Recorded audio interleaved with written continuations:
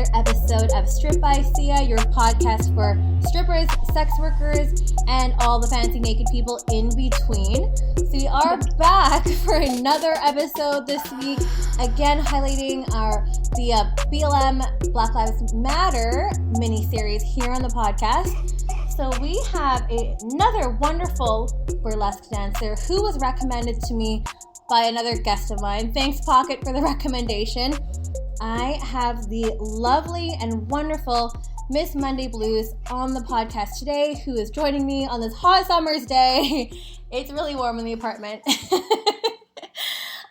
so hot out there. It's super warm. And you're in your laundry room right now recording, which is like giving me life. Glamour. I love it. Work it.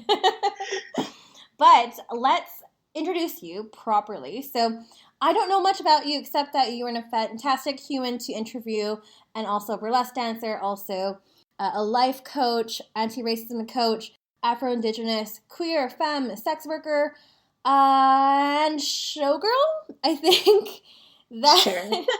all of those things, check all the boxes there, all of the above. That's just kind of what I found on my research on you. But if you would like to tell the audience in your own words, on your own terms, feel free to go ahead. Who are you? All right. Well, my name is Monday, and I am all of the above, and it's a lot to manage sometimes. I'm going to be honest. But yeah, definitely. My roots and like my entrepreneur skills came from sex work. I have been a burlesque performer for the past 9 years. A life coach as recently as 2016. Oh, wow. And yeah, so yeah, it's an interesting life. Yeah, I bet. And we're going to get into all of that today. We're going to dig a little deeper here. So let's start at your roots. Did you want to start with sex work? Did you want to start with burlesque? I'm going to let you choose your path here. Let's start with burlesque. I think that one goes back the furthest. Let's do it. So what is your story with burlesque? Like, how did you get started with the whole dance and movement of burlesque? It's so funny because every time I start telling these stories, I'm like, yep, that's my weird life there. I started in burlesque because I actually went down to Burning Man one year. Oh. And I was, yeah. Very cool.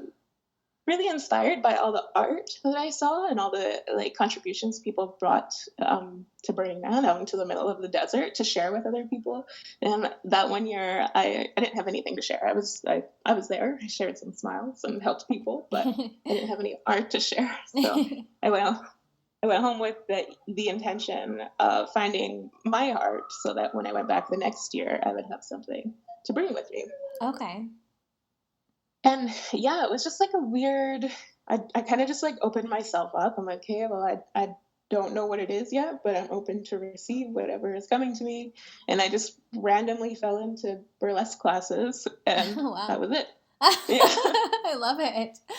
That's so cool because like Burning Man, I mean, although I have not attended myself, I've seen pictures. I have many friends that have gone to Burning Man, and again, like you said, it's just like a feast for the senses. There's so much there. It's basically a city. If you guys are not familiar with Burning Man, it's like a city, a festival that's in the middle of the desert that takes place like over like a week, and there's fire shows and like acrobatics and just like no currency there, and it's just art and like really cool things.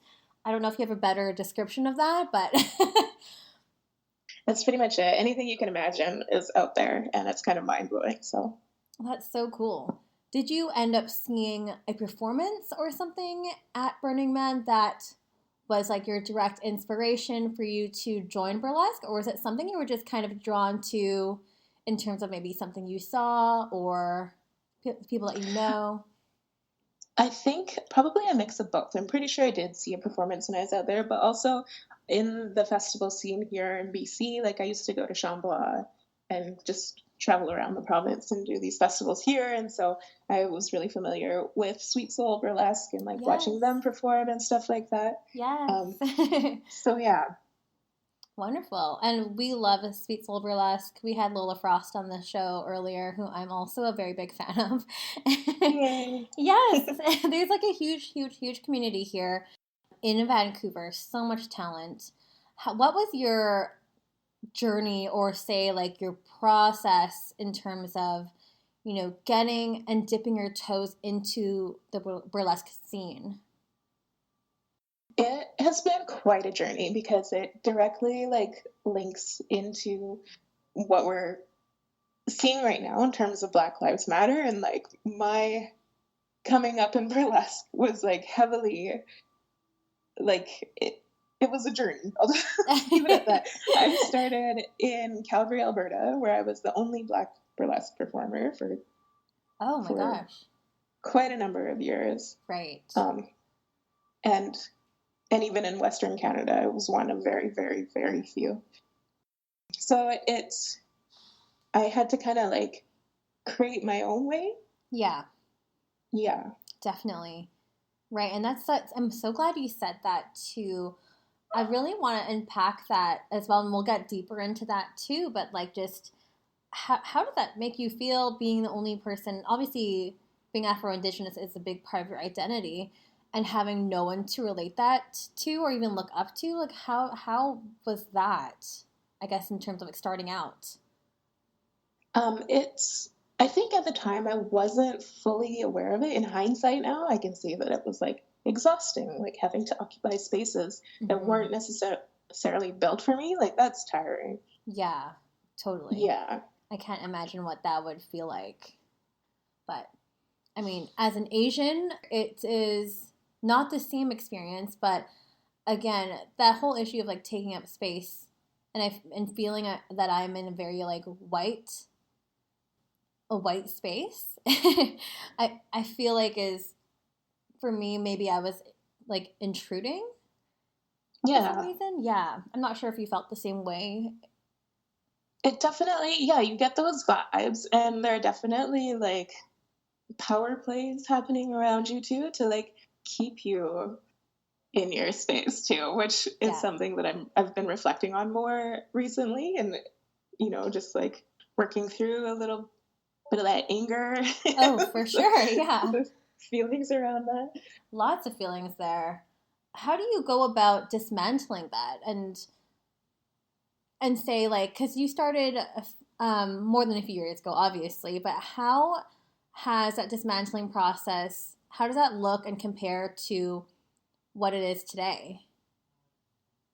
It's in terms of when I first started versus today? Versus today, yeah, exactly. Yep.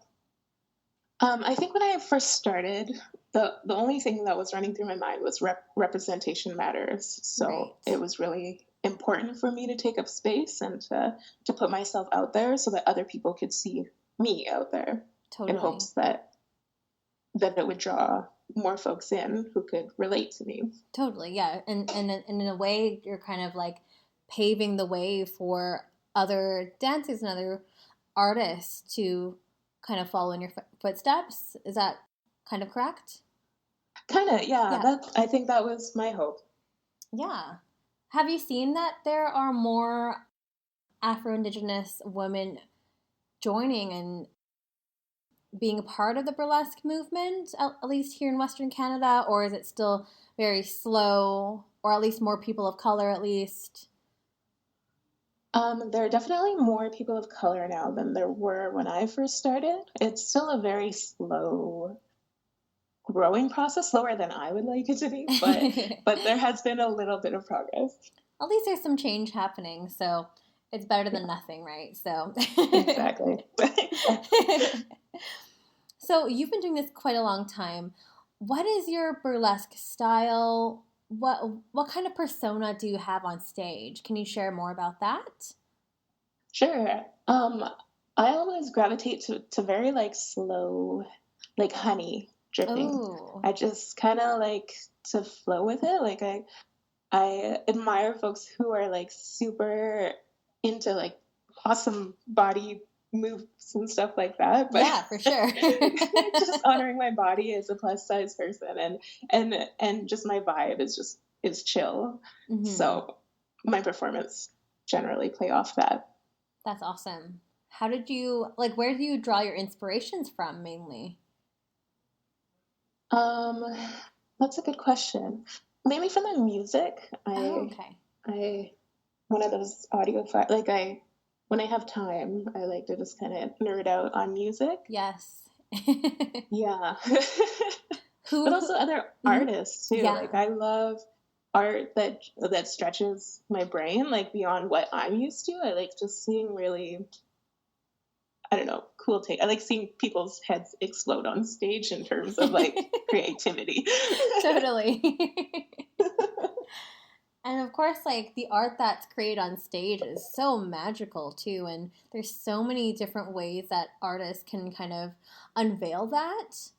It's super cool. I remember, who was I interviewing? I was interviewing another artist, Ray de Soleil, who's also here in Vancouver, and she mentioned a burlesque artist, and I can't remember the name off the top of my head, but she was saying how her reveal at the end of her performance was her face, and I thought that was so powerful. I actually ended up seeing some YouTube clips too, and I was like, oh my gosh, that's so different, because, you know, when you think of burlesque stereotypically, it would be like, okay, the bra would come out and there'd be like pasties underneath, there's some kind of skin showing. So it's really cool and powerful to hear like a different side of that, and for that to not, I guess, be as sexualized as what you might assume in burlesque. Totally. Yeah, it's really, really interesting and artistic, and also very, very diverse, which is so cool to see. But sidebar. What about like your process in becoming who you were on stage? Obviously, because there weren't a lot of people for you to look up to. How did you get comfortable, and also being plus size as well? How do you get comfortable in your own skin and in your own body? Oh, this was a process, and it continues to be a process too, because even now, like this year, I just launched my OnlyFans, so that's like a whole other next step of getting comfortable in my body. Totally. Congratulations, by the way. Thank you. So much fun. Plug. And we'll definitely plug all the links at the end of the episode for sure. But yeah, the first time I performed, I literally just blacked out. There was no process. I just fully disassociated and was not there. You know what? I don't think you're alone in that. Like, I feel like there's a lot of performers that are like, I'm like, what? Tell me about your first time performing. And they're just like, I honestly cannot recall a single memory from that time. No. It's true. You like come to when you're like almost naked in front of a bunch of people. You're like, oh, okay, I'm out. You're like, and I'm done. Yeah. I don't know. But like for me personally, I felt like, I mean, I kind of remember my first time stripping and me being super nervous, but not actually remembering any of the moves, but like myself just feeling so nervous in my clothes that like the minute I actually got naked on stage, I felt like relieved. I'm not sure if you share the same experience, but yeah, it's interesting. I don't know. I guess there's still a part of me that like kind of not checks out, but like maybe tunes into something that's a little bit bigger than me when I'm on stage too. I'm just yeah. I get that. Sometimes you have to put your focus on elsewhere, but I mean, how have you transformed over the years in terms of like really getting in tune with your body and understanding your own identity? How has that process been for you? Oh, it's been a pretty cool one, especially most recently, even though like there's been lots of trials and tribulations. Okay. Yeah, I just got diagnosed with lupus like a month and a half ago. Oh my god. So that's like a whole other level of being in tune with your body. Totally. That I wasn't prepared for. No, and that's physical too. Can you explain again for the audience for people that are not familiar with lupus, like what that does to your body? Yeah, so lupus is an autoimmune disorder, and basically, my body goes after the important parts that it shouldn't be going after because it's just dialed up too high. So I have to currently like take medication just to suppress my immune system, but it has affected my joints quite a bit. Oh my gosh. Yeah. Oh, that's not fun. At the time of recording, right now, I am going through a knee injury right now myself, actually. Oh, no. So not so fun, and I've been icing it like crazy because it just started swelling, which is not so great. So not so fun, but that's so tough to be going through that. I feel you. I have a couple autoimmune diseases as well myself. Eczema and like alopecia, which is really hard because it's all very physical. With lupus, that's also, I would say that's it's just very tough, when the body is just not performing the way that it should be. And cooperating. It's not cooperating at all. So how has that changed? Has it changed anything in your own body or how you present yourself? Because it's so new, I'm still onboarding it. So I've noticed, like, I'm just trying to ride this wave of like emotions towards my body, or like, just trying to reflect on things and not be too judgmental or too totally frustrated. Of course, and you will definitely go through waves of emotion and anger and frustration, of course. But thank you so much for sharing that bit of yourself with the audience. Like, I'm sure there's lots of people listening too that are struggling. So, but sharing that bit about like, oh yes, you're going through the motions right now. Hopefully, would be comforting for some listening out there. So, but along with that, with burlesque, and not related to lupus, but in relation to COVID, because COVID's still happening, how have you adapted as a burlesque dancer? Have your shows been moved online? I mean, you started your OnlyFans recently as well. How have those measures, in terms of adapting to the pandemic, how has that been for you? Because that itself is a journey. Right? Like, everything came at once. Oh, yes, they did. Of course. When the pandemic started, I started my OnlyFans, so just to take my sex work online, which I think and continue to think is still a great move. Totally. Burlesque, I had been kind of on hiatus just because I was observing a year away from burlesque because my mom passed away this fall. Oh, and that's just part of our customs. Okay. And so I've been away for a while. Burlesque has moved quite a bit online, like if not completely online. And as things were opening up, like I've been seeing shows here and there. But yeah, you can find a lot of great art online, which I'm really excited for, like 20 or 30 years from now, because there's going to be this big cache of like retro videos of all of that. Totally. That's such a great way of looking at it too. I like that. Well, it's really cool because, like, as you mentioned, the accessibility is now there, especially with a lot of international stars and dancers and, like, entertainers that, maybe wasn't there before, maybe wasn't accessible before, but I find, like, a lot of people are moving their shows online via Zoom or anything like that. Like, I feel the whole online movement is actually taking off and it's being quite successful. So... How is... Yeah, Oh, sorry. I was just agreeing. That's really cool. No, that's okay. How has the OnlyFans switch been for you? You know what? I was doing great until I went into a lupus flare. Oh, no. Oh, gosh. And then I couldn't do anything. Oh, I'm sorry to hear that. Gosh, it's such a tough time, too. But you know what? I mean, at least with OnlyFans platform, you could do things at your own pace, at your own time, make whatever content that you feel you're comfortable with. So I think it's so true. Yeah, like I feel like there's some good in that because I don't know. Sometimes when I go on stage at the club, I'm just like the physical the physicality of being there sometimes can be Yes. exhausting. Oh my goodness. Oh yeah. Yep. Did you want to go into that, maybe elaborate a little bit too in terms of the burlesque side of things?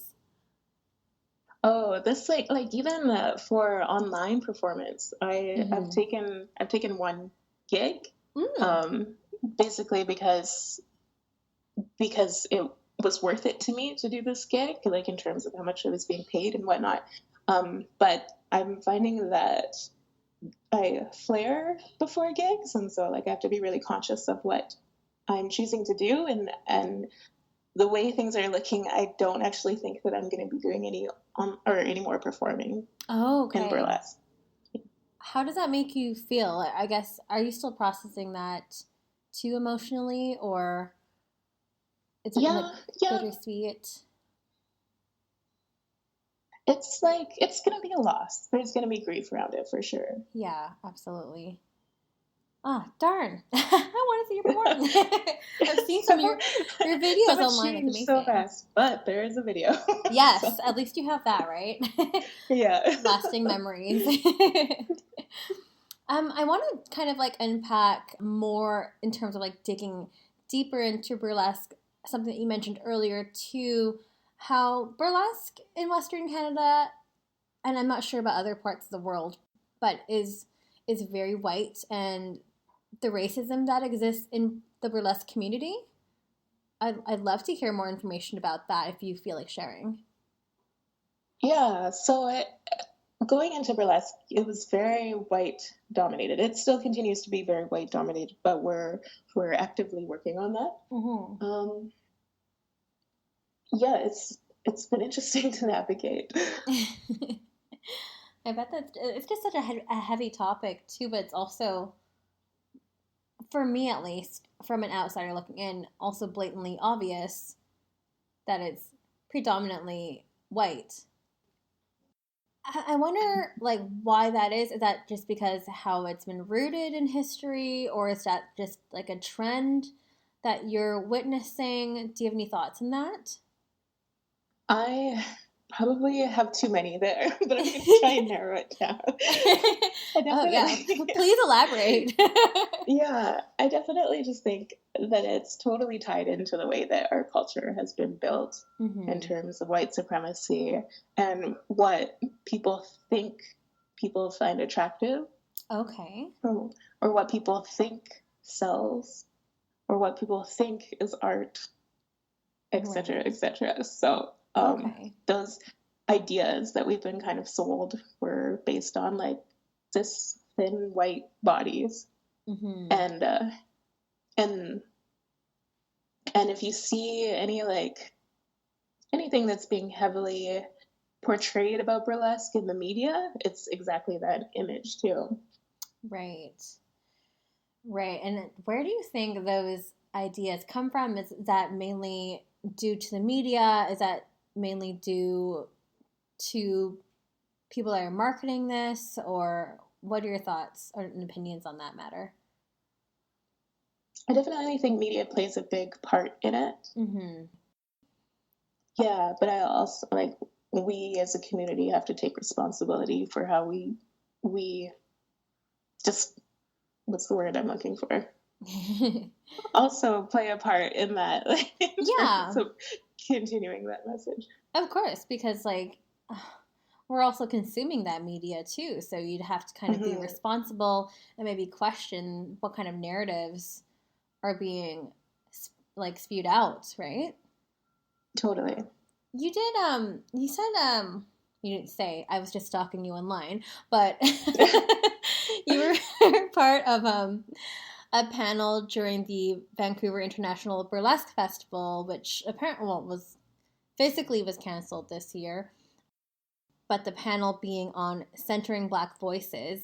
Can you tell us a little bit about your involvement with that? Yeah. Centering Black Voices was an awesome idea brought forth by the Vancouver International Burlesque Festival, which I was a part of until this year. Awesome. Um, so yeah, basically I shot up from my bed from one of my lupus stupors. Oh no. You know, when you get really inspired and you're in a lot of pain. Yes. But I just like I was taught to observe just what's going on and trends and like just what people are saying at different times. And so I've always been very observant of what's been going on. And as soon as our Black Lives Matter movement started, I was watching to see what people's reactions were and where things were going and where the energy was going. And I noticed that immediately here within Vancouver, folks were focusing on Minneapolis. Right. Which is great. Like we need to show our solidarity and support for Minneapolis, but beyond that, like we also need to take care of our Black community here in our own communities. Of course. And that's something that I wasn't seeing. Right. And in everybody's community, no matter where, if it's burlesque or if it's stripping or if it's like Vancouver as a whole, or, you know, like start there first. No, totally. So I ended up writing a post just as kind of like a loving call in to our local community, just to say, hey, like that's great, but we need to look at our own actions and how they're affecting Black people within our community, because that is directly linked in one way or another to what's going on in Minneapolis. And so we need to address that first. Right. Can you share more about your observations, though, here in Vancouver and what you had noticed during the movement, if you noticed anything? Yeah, so Vancouver, so I moved to Vancouver from Calgary. Right. And I was expecting like a stark difference in terms of, you know, Calgary is very conservative and Vancouver is like a more liberal, socialist vibes. Yeah. That's what I was thinking. So I was just like, okay, cool. Like when I get there, it'll just be like chill and like people will get it. But then when I got here, I realized that it was the exact same kind of like, it was racism, but just like a different kind of racism, which I described as like being so progressive that they can't believe that they're racist, so that they don't do anything in the first place. It's so true. Oh my gosh. Yeah. It's like this like weird constant denial. Or something. Like it's really weird, but I also noticed that too. But no, please continue. Didn't mean to interrupt you. I just had to chime in. So that was just like after, you know, my little fall from grace of being like, yay, this is, you know, free, the motherland, and being like, oh no. Oh no. Different. That's kind of what I'm trying to call to attention, is the fact that like, yeah, you can be nice, you can be progressive, but you can still have implicit bias and you can still cause harm to marginalized communities if you're not, you know, actively looking at yourself to dismantle these things.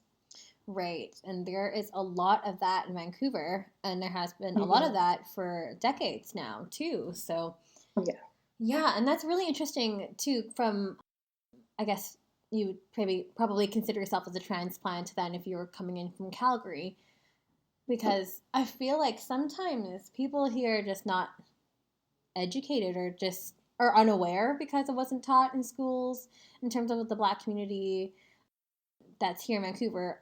Although, albeit it's small, it's smaller than, say, Toronto, where you'd find like, you know, more of a larger community there too.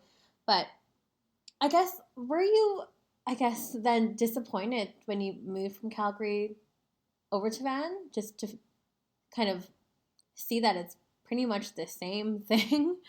Same but different. I was. Yeah. There was a moment that I was like visibly shaken by it. Oh no!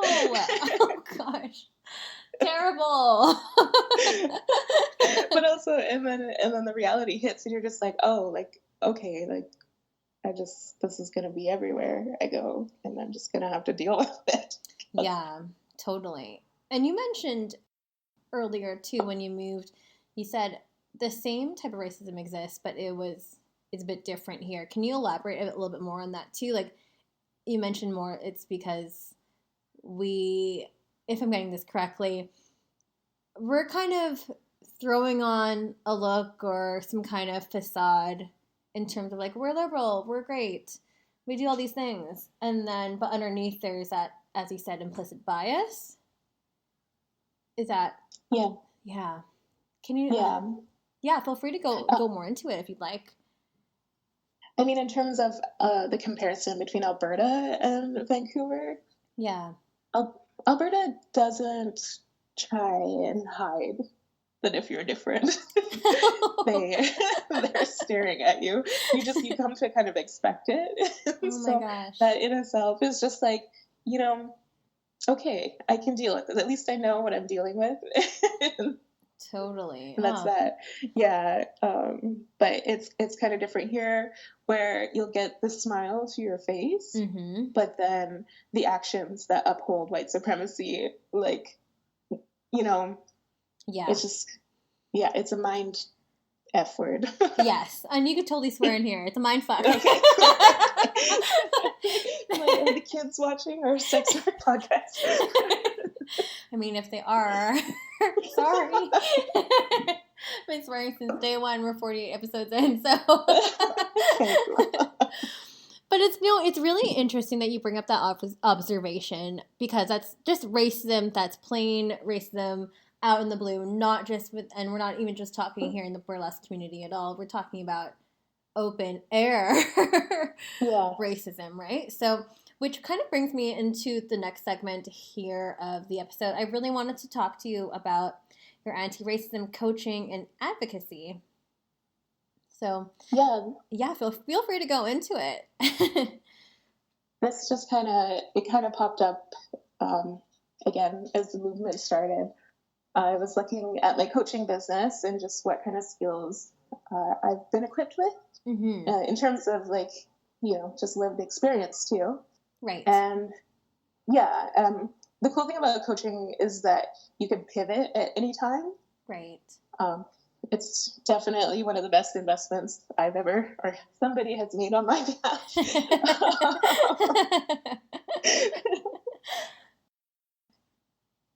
And so I just kind of looked into the anti-oppressive knowledge I have, anti-racism knowledge that I have, and equity, and apply it in terms of coaching theory and structure. Okay. And it's been pretty cool. I've just been working one-on-one with folks right now. Okay. But I have some organizations on the line who are interested, so I'm hoping in the fall just to expand and be able to offer it kind of like as larger sessions. That's awesome, and that's so important to have, and it's like very, very current as well too. I mean, coaching in general is useful pre this BLM movement, but also now it's like even more important to kind of press the significance on that. How did you get started with coaching? How does one start to be a coach? How do you do that? My stories. My secrets are coming up. So I initially went to school for social work back in Alberta. Oh, okay. And I really, my mom was a social worker. Like I really kind of navigate towards the helping fields. But when I got into school and just like regular academia, there was something that just didn't quite fit for me. So I ended up leaving school and just kind of sitting on it and waiting for the answer. So then I needed a coach at one point. And so I found a really cool coach in Alberta. Okay. Yeah. Wow. All the stories. And basically, the difference between what I found, like in terms of counseling and social work versus coaching, was that coaching my social work education kind of focused on like your story of origin, how you got here, how you came to be, and like all of those things. Whereas coaching was kind of like the what now, like what do you want to do now? Okay, going forward, how do we help you get to where you want to be? Right. Okay. So yeah, I was gonna ask you that question too, because I'm like, well, what's the difference between social work and consulting and coaching too? That's so interesting. This week's episode, we're recording this, yeah, just a few days before it's about to be released. But this week I released a bonus episode because I was guest lecturing at Florida State University in their human sexuality class for social work, future social workers, future sex educators, and therapists. So it's really interesting to see the angles that they play and also how they're instructed and how they're taught to deal with clients and stuff. So I think that's super fascinating. Yeah, that is so cool. I would love to talk to you more about that aspect. Yeah, me too. Like, we need to chat more about this. But I think that's really, really important too, in terms of the coaching, of the consulting, also of your background too, just makes you more, I guess, an individual that can kind of better understand people and have that ability to empathize. So it's really interesting that you do that. I think it's awesome, especially in terms of like the anti-racism coaching that you're doing now. Can you tell us a bit more about that as well? And what kind of clients you're kind of dealing with in terms of who would need this type of coaching? And I would say that everyone needs this kind of coaching, even me. Yeah, you kind of answered it. Everybody needs this kind of coaching. Even I need this kind of coaching just to kind of like, I feel like we're in a stage right now where we're kind of shining a light on all the things that have been kind of swept under the rug for a while, which can be a lot to process. Yes. Just gonna like validate that there is a lot going on right now. Yes. And there's a lot to uncover too, because honestly, when everything started going down in Minneapolis, I was completely overwhelmed and I didn't know, there's just so much coming at me and I didn't know how to process it. Like, what is your advice for clients that, don't know how to process it and are afraid to speak up and, would rather be complacent and silent rather than saying something? Because I felt like I was truly in that position. I was just, there's so many things in the media happening. There's so many of my friends telling me this, and I don't know what to believe. I just felt like, how can people be so cruel, Yeah. What's some of your advice in terms of like, what would you kind of tell your clients in terms of like dealing with this very, very overwhelming amount of, I don't know if it's guilt. I don't know if it's frustration. There's so many emotions there. It's probably a bit of everything. And yeah, definitely like grounding yourself, like honoring those feelings. When I say grounding, it could be with community, it could be with culture, it could be like taking care of your body. All of those things are super important right now, and they're going to continue to be important until we we still have to get through the pandemic too, and like Black Lives Matter movement. Yes. There's so much going on right now. And then secondly, just focus on what role you want to play, either during or like your future self. What role did they play during this moment in time? And then just kind of focus on that. So like, I am a coach. I'm going to be really good at coaching right now. Yeah, for sure. That's what grounds me. I'm not going to try and be Monday the burlesque star. I'm not going to try and be Monday the sex worker. Like right now, my energy is focused on coaching. That's amazing. So cool. Do you also want to share with the audience as well your program? I just read briefly about it, Dreaming Beyond White Supremacy. I guess that kind of goes more into detail with the coaching. Yeah, so I offer there are two sides to my coaching. One is primarily focused on white folks in terms of like, how do I be anti-racist and how can I be a better ally? And then my other program, which is in development, and I cannot wait to get started on it, is Dreaming Beyond White Supremacy, and this is for BIPOC coaching clients. So awesome. Black, Indigenous, people of color. Yeah. That's super cool. That's another question I had for you too, but sorry, keep going. I'll ask you after. Yeah, so that coaching program is basically I was working through some stuff, and I realized how much I had kind of, what's the word? I built my dreams to fit in a box that was made by white supremacy. Okay. Because as a Black woman, as an Indigenous woman, I recognize that a lot of the time, like, even if I'm giving my all, no matter how hard I work, I still have to work 3 times harder for like half the reward some of the time, which is super shitty, but in reality. So when I was young, I just kind of learned to expect that, and not to dream beyond that. Oh my gosh. Yeah, so this program, as I was working through that, I was like, oh, like, I'm not the only one who's done this. Like, what do our dreams actually look like without the influence of white supremacy? Mm-hmm. What do dreams look like for you without white supremacy? Throwing that question back to you. They're significantly bigger and broader, and I'm allowed to be in more spaces and not being held back. Right. So I still have a lot of work to do to let that go and actually let myself be big and bold, take up space. Absolutely. But it's a process, and I'm working on it. It's a process, indeed. The question I wanted to ask you earlier, how can BIPOC or Black, Indigenous people of color, how can we be an ally? What are some ways that you can kind of think at the top of your head, ways or resources where we can help? That's a good question. It's a big question. I was going to say it's a big question. Like, feel free to talk the next 10 minutes. Yeah.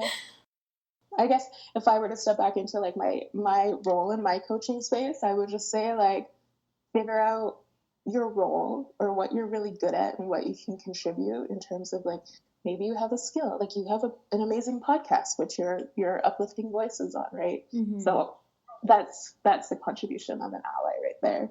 Okay. Yeah, just like the little thing. If you knit things and you can find a place where you can, like, use that skill to help with the movement, like, go for it. Totally. It's so true. And I love how you just brought these examples too, because they're so relevant as well. And you kind of like nailed it right on the head too, in terms of like using the example with me in the podcast. I am nowhere near as knowledgeable as so many other of my peers out there. And I'm just trying my best to try and learn as much as I can. But then it's hard for me to kind of present because I don't feel like I'm an expert on this, which is why you're on the show today. So it seems fitting. So, and that's really cool. So going on that same vein too. So you're working on the second program that's coming out. You said the Dream Beyond White Supremacy. So the first program that you had was centered and focused on white folks. And then with the other program, the Dreaming Beyond White Supremacy, that being aimed and centered around BIPOC. Why? Correct. Yes. And I wanted to ask, and this question might sound very juvenile, but for those who are still like kind of struggling with learning about this too, why is it important to separate those groups, and why is it important to cater this type of coaching, one towards white people and one towards BIPOC? This is something that this week I've been just I'll be honest, there are moments that I'm frustrated that I have to put so much energy into coaching allies. Mm-hmm. Because I would much rather be helping folks who, dream beyond white supremacy. Totally. Yeah. But I guess that being said, I'm feeling like my communication is one of my skills that I have to offer. Mm-hmm. Yes, it is.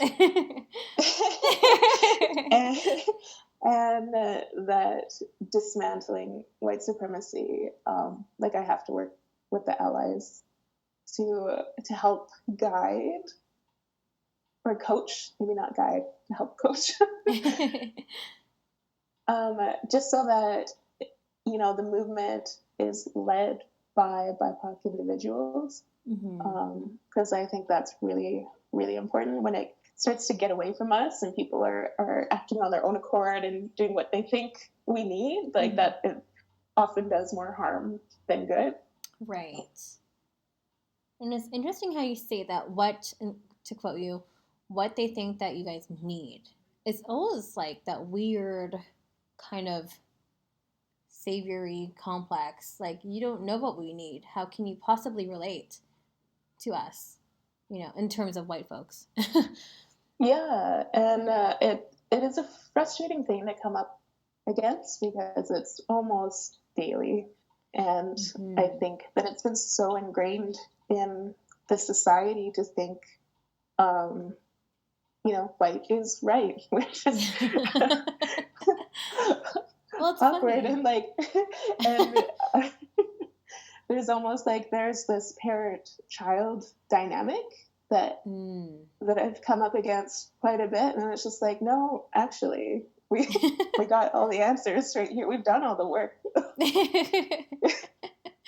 And it just sounds so silly too. The whole "white is right" sentiment. Yeah. I'm sorry, I actually said that. Well, it just sounds outrageous for one thing, and two, even more outrageous that we've never questioned it in the past, or maybe not as vocally before.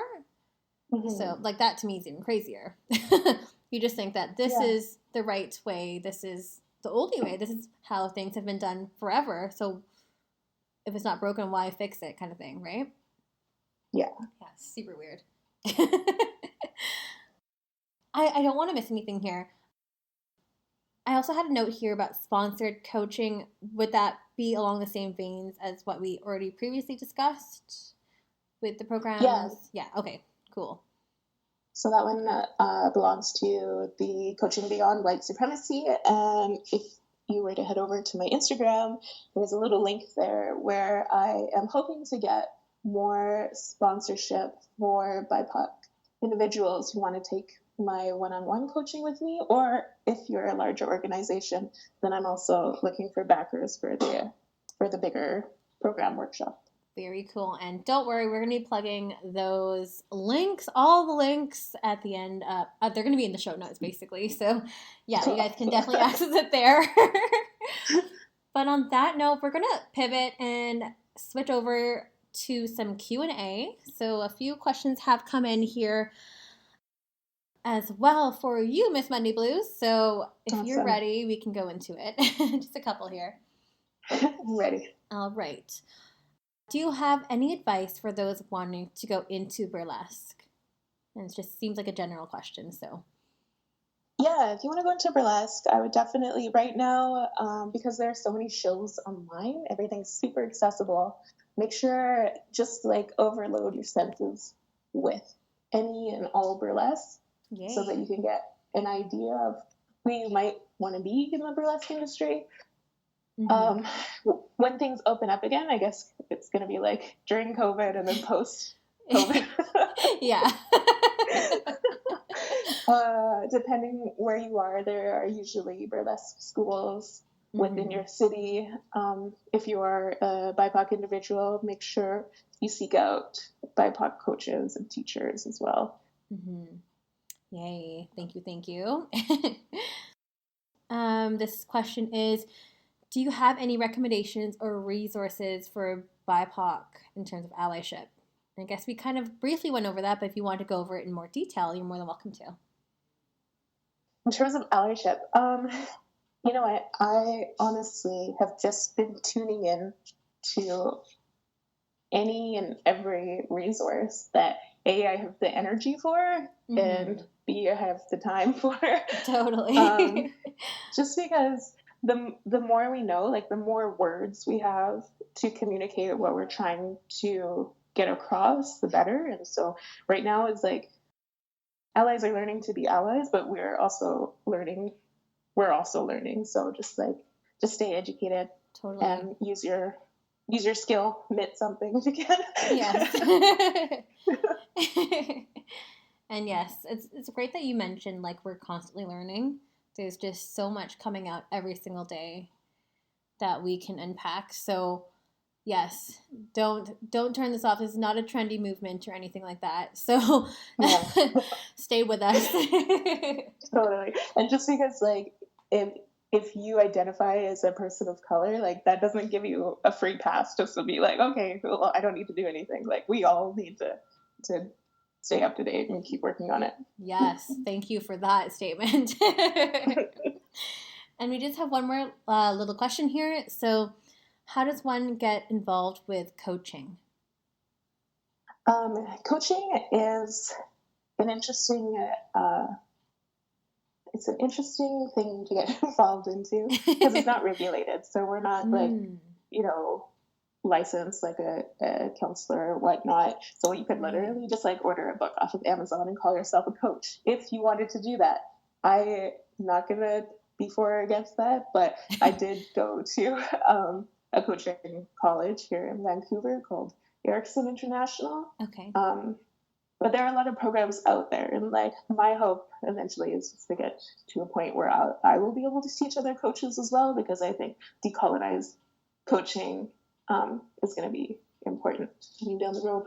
Yeah, totally. Yeah, for sure. And I love that you're so forward thinking in that too, because I absolutely agree with you. Like I think it is a big thing now, and it's going to be an even bigger topic of conversation moving on and going into the future. So yay, fingers crossed for you. Yeah, thanks. You're going to have to keep us posted. But I guess with that, and before I let you go, where can we find you? So now, give us all the links. All the links. Okay. You can find me. Well, the easiest place would probably just head to my website, which is still being built, but you can find links everywhere else, which is mycoachmonday.ca. Okay. Yeah, and then if you want to hit me up on Instagram, it's at Miss Monday Blues. If you want to find me on Twitter for you can't see it because we're on the air, but I'm like covering my mouth, pretending to whisper to you. My sex work Twitter is at Fall for Michaela. Okay, cool. I'm going to add these all in there. And did you want to throw in your OnlyFans there too, or should we cut that? Yeah, you can do OnlyFans too, which you'll find like in all of my link trees. Okay, my OnlyFans is at Mickey Monday. Awesome. I will add that in the show notes. It's in the show notes. If you guys are listening this far, just click on it, look down. But that's pretty much it for today. Thank you so much, Monday, for joining me today in this really insightful conversation. I certainly learned a lot myself. Awesome. So. Thank you for having me. This was such a pleasure. You are so welcome, and I'm hoping to catch up with you soon. But guys, don't forget to like, rate, follow, subscribe, share, review, all of the things. It's Strip by Sia, and also my personal Sia Steph. And oh yeah, I forgot announcement. Oh my god, yeah. Shoot, I forgot to do this in the beginning. Oh well. Season 2 starts next week. Yeah, season 2. Yes, so be sure to tune in. It's going to be cool. I got some rad guests coming on for season 2, so be sure to tune in. If you guys have any cool recommendations for people I should interview, send them my way. So since I won't be doing any in-person interviews for a long time until this is over, send them my way. So anyways, thanks again, Monday, for joining me. Thank you. Thank you. See ya. See ya.